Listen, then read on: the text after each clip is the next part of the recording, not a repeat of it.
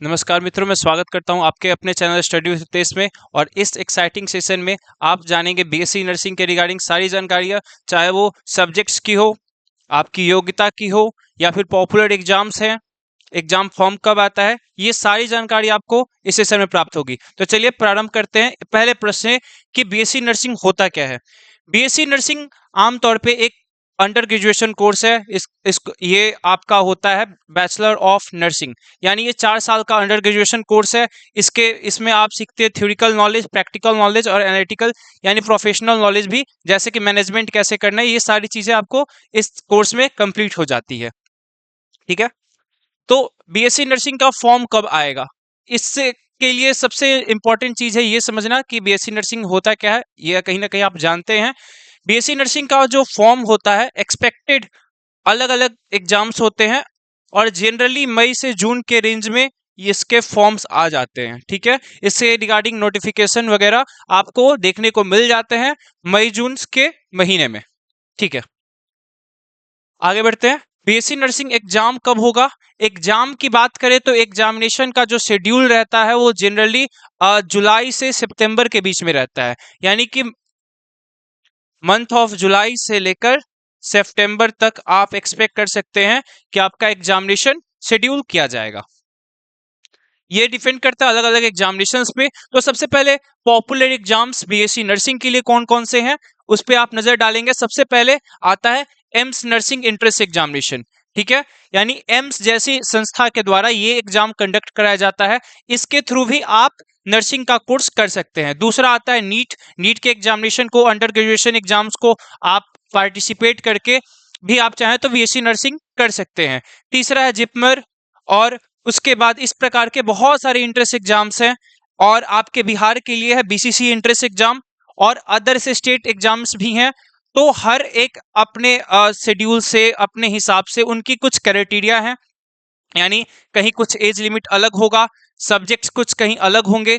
तो अलग अलग एग्जामिनेशंस की आपको नोटिफिकेशन को चेक करना चाहिए और उसके अनुरूप ही आपको उस एग्जाम में अपीयर होना चाहिए। अगर आप चाहते हैं बीएससी नर्सिंग कोर्स करना, तो मेरा सजेशन ये रहेगा कि किसी एक कोर्स या एक एग्जामिनेशन के चक्कर में ना रहें और अलग अलग एग्जाम्स में ट्राई करते रहें।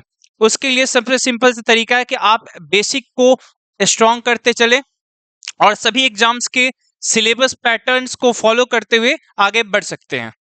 चलिए, ठीक है, अब बात करते हैं एलिजिबिलिटी क्राइटेरिया की। तो एलिजिबिलिटी क्राइटेरिया क्या रहने वाली है। सबसे महत्वपूर्ण है एजुकेशन। सबसे महत्वपूर्ण क्या है, एजुकेशन। वो आपका होना चाहिए कम से कम 12th आप पास हो, और पीसीबी आपका सब्जेक्ट होना चाहिए। मेन सब्जेक्ट आपके पीसीबी जरूर होने चाहिए। और मिनिमम मार्क्स जो होने चाहिए वो होने चाहिए 45 से 50%, यानी कम से कम आपके इन मेन सब्जेक्ट्स में 45 से 50% मार्क्स कम से कम होना ही चाहिए। अब ये निर्भर करता है आपके स्टेट बोर्ड या फिर जिस अथॉरिटी के द्वारा एग्जाम लिया जा रहा है, उनके अपनी अपनी क्राइटेरिया होती हैं। कहीं 45% डिमांड किया जाता है, कहीं 60%, कहीं 50%। तो आपको नोटिफिकेशन को चेकआउट करना पड़ेगा कि किस एग्जाम में कितना परसेंट डिमांड किया जा रहा है। ठीक है, बात करें एज लिमिट की, तो एज लिमिट 17 से 30 तक होती है, कहीं कहीं 35 तक भी होती है एज रिलैक्सेशन के साथ, और कहीं कोई एज लिमिट होता ही नहीं है। बट हर जगह एक चीज आपको कॉमन दिखेगा, वो मिनिमम एज लिमिट कम से कम 16.5 साल से 17 साल के रेंज में रहता है। इससे कम कहीं एज लिमिट आपको नहीं देखने को मिलेगा, यानी कम से कम 17 साल आपकी उम्र जरूर होनी चाहिए इस एग्जाम में अपियर होने के लिए। अब क्वेश्चंस की बात करें, देखिए हर एक बोर्ड के अपने अपने क्वेश्चंस पैटर्न सारे चीज होंगे। अभी हम यहाँ पे बीसीसी को कवर कर रहे हैं, तो मैं बताना चाहूंगा कि बीसीसी में आपको टोटल नंबर ऑफ क्वेश्चंस होते हैं 300। टोटल नंबर ऑफ मार्क्स की बात की जाए तो वो होता है 1200। एक क्वेश्चन होता है 4 नंबर का, और निगेटिव मार्किंग आपको होता है -1, यानी 1/4 निगेटिव मार्किंग आपको वहां पे देखने को मिलता है। ठीक है, ये चीजें हो गई total number of questions, marks. इसके सिलेबस के रिगार्डिंग एक डेडिकेटेड आपको वीडियो मिल जाएगा, उसमें सारी चीजें 1 बाय 1 कवर डिटेल में की जाएगी। ठीक है, अब मैं बात करना चाहूंगा कि जॉब रोल की। अगर आप इस एग्जाम को क्वालिफाई करते हैं, आपने ये कोर्स कंप्लीट कर लिया, तो कहीं ना कहीं आपके मन में ये भी प्रश्न होगा कि मुझे काम कैसा मिलेगा, यानी मेरा वर्क रोल क्या रहने वाला है, किस प्रकार के जॉब रोल मुझे प्राप्त होंगे। ठीक है।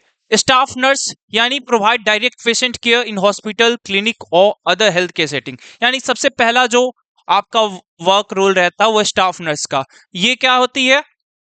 देखिए, आपको विभिन्न स्वास्थ्य संस्थानों में आपको नर्सिंग की सुविधा प्रोवाइड करने का, डायरेक्ट पेशेंट्स को केयर करने का अवसर प्राप्त होता है। दूसरा, नर्सिंग सुपरवाइजर, यानी कि आपका सुपरवाइजिंग का अर्थ होता है कि चीजों को देखना, यानी कि अदर नर्सिंग स्टाफ कैसा वर्क कर रहे हैं उसको सुपरवाइज करना, यानी कि देख रेख करना कि वो काम अच्छे से हो रहा है या नहीं, मार्गदर्शन प्रदान करना। ये भी जॉब रोल आपको प्राप्त हो सकता है।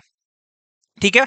कम्युनिटी हेल्थ नर्स, यानी कि ये कम्युनिटी सेटिंग यानी प्रमोट हेल्थ, मतलब कम्युनिटी हेल्थ नर्स का अर्थ हुआ जैसे सरकारी संस्थानें हैं, जैसे स्वास्थ्य प्राथमिक केंद्र हो गए, उस स्थानों पे भी आपको जॉब रोल के इस जॉब रोल के तहत आपको कार्य करने का अवसर प्राप्त होता है।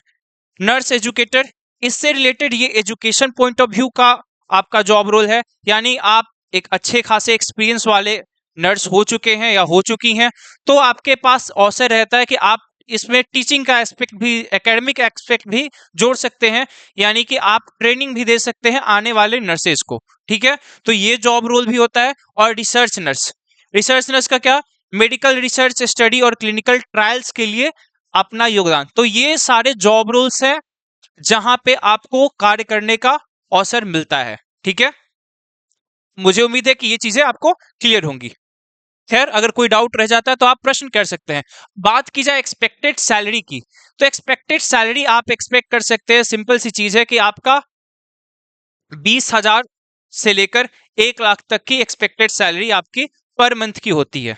जी हाँ, 20,000 से लेकर 1 लाख पर मंथ की एक्सपेक्टेड स्टार्टिंग इनिशियल सैलरी होती है, पर ये लगभग 6 लाख तक भी जा सकती है। अब वो आपके ऊपर है, कैसे आप अपने एक्सपीरियंस के साथ साथ नॉलेज, सर्टिफिकेशन, यानी कि समय समय पे जो जो कोर्स आप नए नए करते रहते हैं, जैसे आपने पीजी का कोई कोर्स कर रखा है नर्सिंग का आफ्टर ग्रेजुएशन, तो आपके इसके ऊपर है कि आपका सैलरी इस बेसिस पे बढ़ेगा, आपके एक्सपीरियंस पर, आपकी रिस्पॉन्सिबिलिटीज पे, आप कितना रिस्पॉन्सिबिलिटी को किस प्रकार वहन करते हैं, इस आधार पे आपको सैलरी प्रोवाइड किया जाता है। लेकिन आप एक्सपेक्टेड इनिशियल स्तर पे देखें तो इनिशियल इंडिया में आपको 20,000 से लेकर 1 लाख तक की सैलरी आसानी से प्राप्त हो जाती है।